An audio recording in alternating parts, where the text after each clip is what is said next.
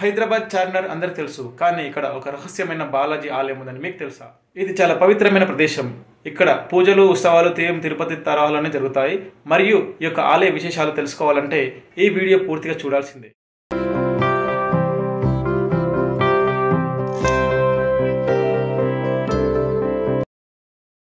Hi friends, welcome to my channel education traveller.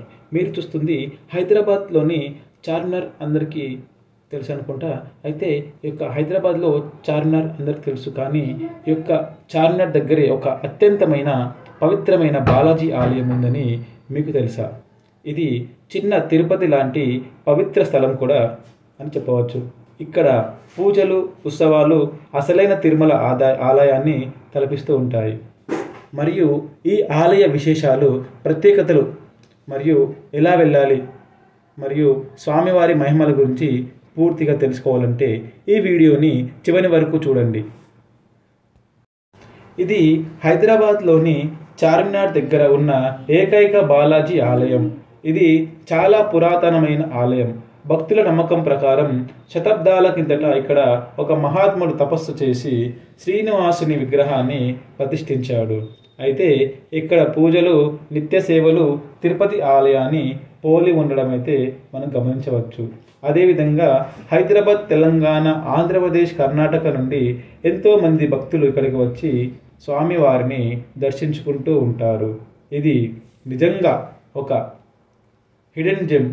ఇంతటి పవిత్ర ఆలయం గురించి ఎందుకు ఎక్కువ ప్రచారం జరగలేదు తెలీదు, కానీ ఇప్పుడు మీకు పూర్తిగా తెలియబోతుంది. అదేవిధంగా ఈ ఆలయం నిర్మాణ శైలి చాలా ప్రత్యేకమైంది. బాలాజీ స్వామి విగ్రహం ఎంతో పవిత్రంగా వెలిసింది. ఇక్కడ గర్భగుడి శైలి సరిగ్గా తిరుపతి ఆలయాన్ని పోలి ఉంటుంది. మరియు అలాగే ఈ యొక్క ఆలయ ప్రాంగణంలో పద్మావతి అమ్మవారు విగ్రహం కూడా ఉండడం చాలా విశేషమన్నమాట. అయితే ఈ యొక్క ఆలయం చూడడానికి చాలా చక్కగా ఉంటుంది. మరియు ఈ యొక్క ఆలయం లోపల చాలా అద్భుతమైన వాతావరణం, మనశ్శాంతి కూడా లభిస్తూ ఉంటుందన్నమాట. అదేవిధంగా ఈ యొక్క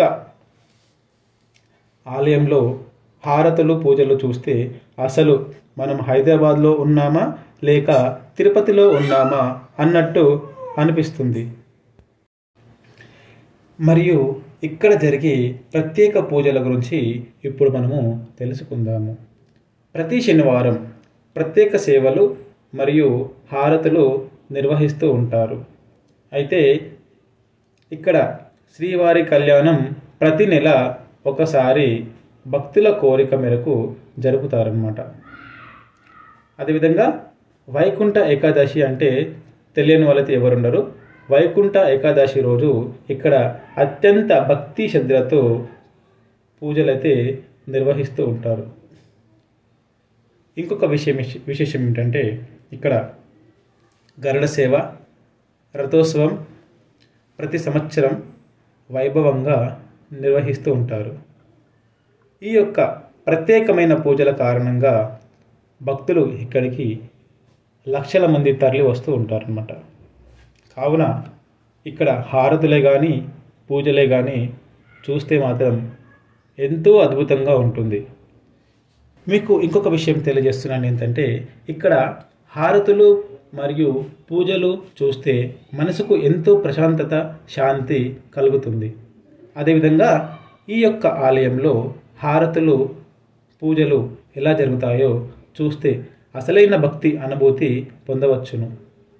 మరియు ఇక్కడ స్వామివారికి జరిగే సేవలు చూస్తే మనమే తిరుమల ఆలయంలో ఉన్నామా అన్నట్టుగా అనిపిస్తుంది. చూస్తున్నారు కదా ఎంత అద్భుతంగా ఇక్కడ స్వామివారు మనకు దర్శనమిస్తున్నారో. మీరే చెప్పే విధంగా మరింత మా మాటల్లో కాకుండా మీరే చూసి కామెంట్ రూపంలో తెలియజేయండి. మీకు ఎలా అనిపిస్తుందో ఈ ఆలయం. మీరు వీడియోలో విన్నట్టు కాకుండా ఈ యొక్క ఆలయంలో హారతి ఇచ్చేటప్పుడు మీరు ఖచ్చితంగా ఇక్కడ హాజరు కండి. ఎలా ఉంటుందో మీ అనుభవం, అనుభూతి, మనస్సు అనేది మాకు తెలియజేయండి. మేము కామెంట్ రూపంలో మీ యొక్క అనుభవాన్ని మేము చదువుకుంటాము. చూస్తున్నారు కదా ఎంత అద్భుతంగా యొక్క హారతి అయితే ఇస్తున్నారో. ఈ యొక్క హారతి సమయంలో మనము ఉంటే కనుక ఎలాంటి దుష్టశక్తులు ఉన్నా కానీ ఏమి ఉన్నా కానీ మన దగ్గరికి రాకుండా ఈ యొక్క హారతి వల్ల మనకి ఎంతో మనశ్శాంతి మరియు పనులలో విజయాలు, దుష్టశక్తి నుంచి దూరము, కుటుంబ సమస్యలు ఇవన్నీ తొలగిపోతాయనేసి మనకు పురాణ గ్రంథాలలో కూడా చెప్పడం జరిగింది. మీకు తెలియకుంటే ఖచ్చితంగా ఈ యొక్క హారతి వల్ల ఉపయోగాలు ఏమిటి అనేసి తెలుసుకోండి. లేదంటే పురాణ గ్రంథాలు ఉంటాయి కదా, అందులో చూసి చదవండి. అదేవిధంగా ఈ యొక్క ఆలయంలో సేమ్ తిరుపతిలో ఉన్నట్టు మాత్రమే ఉంటుంది. ఈ యొక్క హారతి తీసుకోవడం వల్ల కూడా మనకి దుష్టశక్తులు అనేవి మన మీదకి రావన్నమాట. అన్ని పనులలో విజయం సాధించి కూడా మనము తిరిగి వస్తామన్నమాట. ధర్మంగా ఉండండి, ధర్మంగా మనకు ఈ యొక్క కామెంట్ రూపంలో ధర్మో రక్షిత రక్షిత అనేసి ఒక కామెంట్ చేయండి. అయితే మీకు చెప్పడం అయితే మర్చిపోయాను, ఇక్కడికి వచ్చిన భక్తుల గురించి అనుభవాలు ఎంతో విశేషమైనవి. కొందరు భక్తులు ఇక్కడ మొక్కుకున్న వెంటనే వారి కోరికలు కూడా నెరవేరుతాయనేసి చెబుతారు. అయితే కొంతమంది భక్తులు ఇక్కడికి స్వామివారి దర్శనం తీసుకున్న తర్వాత వారి కుటుంబ సమస్యలు తీరిపోతాయనేసి చెప్పుకుంటారు. మరియు వివాహ యోగం రాని వారికి, ఉద్యోగ ప్రయత్నాలలో విఫలమైన వారికి స్వామివారిని స్మరించిన వెంటనే మంచి పరిష్కారం దొరుకుతుందనేసి భక్తుల నమ్మకం. మీరు ఎప్పుడైనా ఇక్కడ స్వామివారిని దర్శించారా? మీ అనుభవం కామెంట్లో చెప్పండి. అయితే ఇక్కడికి ఎలా రావాలో కూడా మనము ఇప్పుడు తెలుసుకుందాము. చార్మినార్ నుండి కేవలం 5 నిమిషాలు నడకదారిలో మనమైతే రావచ్చు అనమాట. అమ్మవారి temple opposite, Lakshmidevi temple opposite అనమాట. ఆ లైన్ నుంచి లోపల రావచ్చు. మరియు నాంపల్లి రైల్వే స్టేషన్ నుంచి నేరుగా 6 కిలోమీటర్లు మాత్రమే ఉంటుంది. అదేవిధంగా మనకు అతిపెద్ద బస్ స్టాండ్ తెలుసు కదా, MGBS Mahatma Gandhi bus station అనమాట. అక్కడ నుంచి అయితే ప్రత్యక్షంగా బస్సులు అయితే వస్తూ ఉంటాయి అన్నమాట ఇక్కడికి చార్మినార్కి అయితే. సో లోకల్ ఆటోలు కూడా రావచ్చు, క్యాబ్లలో రావచ్చు, ర్యాపిడోలో రావచ్చు, బైక్ల మీద రావచ్చు అనమాట ఈ యొక్క ఆలయానికి. అయితే హైదరాబాద్ వచ్చిన ప్రతిసారి అయితే మీరు చార్మినార్ సందర్శించిన ప్రతిసారి ఈ ఆలయాన్ని అయితే తప్పకుండా దర్శించుకోండి, మీ కోరికలను నెరవేర్చుకోండి. ఈ యొక్క ఆలయ ప్రత్యేకత ఏంటంటే ఇక్కడికి రావడం వల్ల ధర్మంతో మొక్కితే మనసులో ఎలాంటి చెడుద్దేశం లేకుండా పరమ భక్తితో ఇక్కడ స్వామివారిని ధ్యానించి మనసులో కోరిక నెరవేరుతుంది కోరుకుంటే.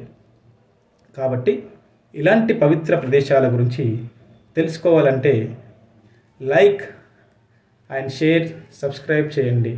మరియు మీ ఫ్రెండ్స్ అండ్ ఫ్యామిలీకి కూడా ఈ యొక్క వీడియోని షేర్ చేస్తారని ఆశిస్తున్నాను. మీరు ఎప్పుడైనా ఈ ఆలయాన్ని దర్శించారా లేదా మీ అనుభవాన్ని కామెంట్లో చేయండి. మళ్ళీ ఇంకో అద్భుతమైన కథతో ఈ యొక్క వేరే వీడియోతో ముందుంటాను.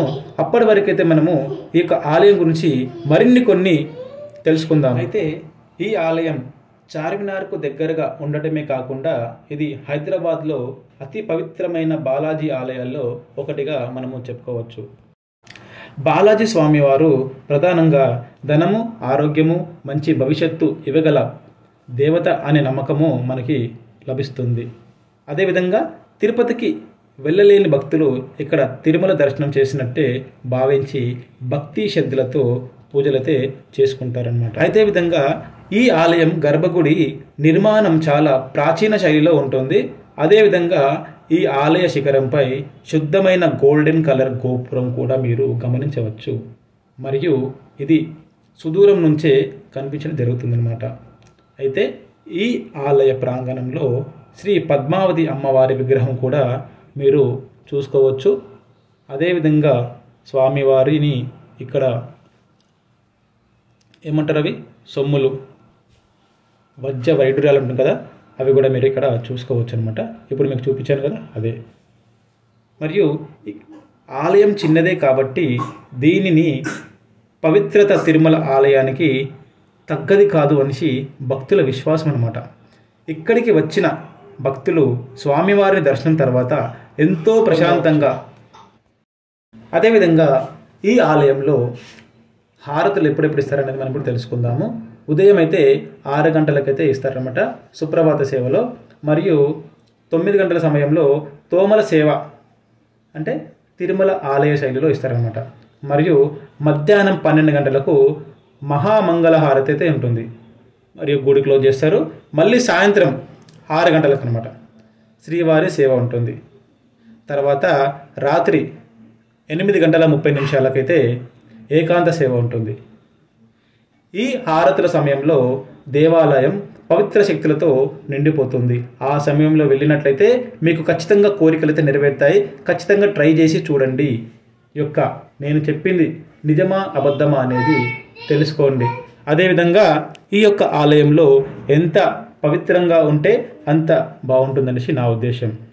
ఈ యొక్క ఆలయంలో మనమైతే తిరుపతిలో ఎలా వెళ్తామో ఈ యొక్క ఆలయాన్ని కూడా సందర్శించేటప్పుడు పాటించవలసిన నియమాలు కూడా మనం తెలుసుకుందాం. ఇప్పుడు తిరుపతిలో ఎలాగైతే బోర్డులు పెడతారో ఆలయంలో పవిత్ర దుస్తులు ధరించాలనేసి ఈ యొక్క ఆలయంలో కూడా మనము పద్ధతి గల దుస్తులలో వెళ్ళవచ్చును. అది పురుషులైనా మహిళలైనా ఎవరైనా ఒక పద్ధతిగా వెళ్తే మనకు ఎలాంటి ఆలోచన రాకుండా మన దృష్టి మొత్తం భగవంతుడిపైనే ఉంటుందన్నమాట. కాబట్టి పూజా సమయాల్లో గందరగోళం చేయకుండా మన మైండ్ మొత్తం స్వామి పాలన పెట్టేసేసి కెమెరాలు మొబైల్ ఫోన్లు కూడా మనము ఈ ఆలయంలో తీసుకోవచ్చు. కాకపోతే డిస్టర్బ్ కాకుండా సైలెంట్ మోడ్లో పెట్టేసేసి మనమైతే భక్తితో ఒక ఆలయాన్ని స్వామివారిని దర్శించి ఇక్కడ మనము కోరికలైతే నెరవేర్చుకోవచ్చు. అదేవిధంగా ఇక్కడ అన్నప్రసాద సేవలో పాల్గొంటే మాత్రం చాలా అద్భుతం అనమాట. ఎక్కువ శుభ ఫలితాలు కలుగుతాయి అనేసి ఇక్కడైతే చాలామంది భక్తులు అయితే చెప్పడం జరుగుతుంది అనమాట. అదేవిధంగా మనకు కూడా తెలుసు ఈ యొక్క అన్న ప్రసాద సేవలో పాల్గొంటే ఏం జరుగుతుందో. ఇక్కడ భక్తులు అత్యంత భక్తి శ్రద్ధలతో స్వామివారిని అయితే పూజించడం జరుగుతుంది. కాబట్టి మిమ్మల్ని ఆలయానికి ఆహ్వానిస్తున్నాను. మరియు మీరు తెలియని వారైతే ఖచ్చితంగా ఈ యొక్క ఆలయం ఎక్కడుందో తెలుసుకోండి. ఈ ఆలయానికి ఖచ్చితంగా రావడం ట్రై చేయండి. ఎలా ఉందో చూసి నాకైతే కామెంట్ అయితే చేయండి. అదేవిధంగా చాలామందికి అయితే తెలియదు. సో నాకు తెలిసిన కాడికి నేను చెప్తున్నాను. చాలామందికి టెంపుల్కి వస్తే మాత్రం ఎలా మొక్కాలి అనేది చాలామందికి తెలియదు అనమాట. ఏం లేదు, చాలా సింపుల్ అనమాట. ఎలా మొక్కాలంటే మనసులో ఎలాంటి కోరిక ఉన్నా ఏమున్నా సరే మనము స్వామివారి ముందే మొక్కాలి. అదేవిధంగా మన 2 హస్తాలను జోడించి నమస్కారం చేసి ఓం శ్రీ వెంకటేశాయ నమః అనే మంత్రాన్ని మీ యొక్క మనసులో 3 సార్లు జపించుకోవాలన్నమాట.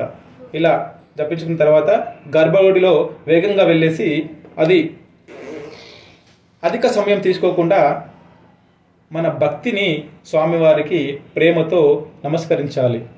స్వామివారి దివ్యమంగళ రూపాన్ని 2 నుంచి 3 సెకండ్ల లోపు మనసారా చూసుకొని ముక్కోడి దేవతల రూపంగా భావించాలి. అదేవిధంగా మీకు ఏమైనా ప్రత్యేక కోరికలు ఉంటే మాత్రం అభిషేకం, కుంకుమార్చన, పుష్పార్చన లాంటివి మరియు గుండు కొట్టుకోవడం లాంటివి కూడా ఇక్కడ చేసుకోవచ్చు అనమాట.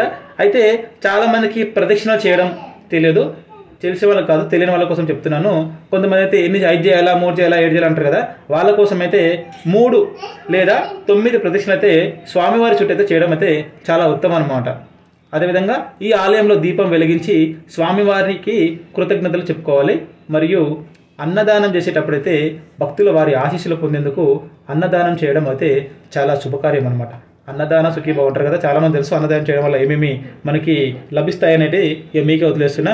అదేవిధంగా మొక్కిన తర్వాత వెంటనే బయటకు వెళ్లకుండా కొంతసేపు ఆలయంలో భక్తి భావంతో కూర్చుంటాం కదా మనము, ఆ విధంగా అయితే కూర్చోవాలన్నమాట. సో ఫ్రెండ్స్, చివరగా ఈ యొక్క వీడియో ఎలా అనిపించింది అనేది మీరు మాకు కామెంట్ రూపంలో తెలియపరుస్తారనేసి కోరుకుంటూ ముగిస్తూ సెలవు తీసుకుంటున్నాను. Thank you.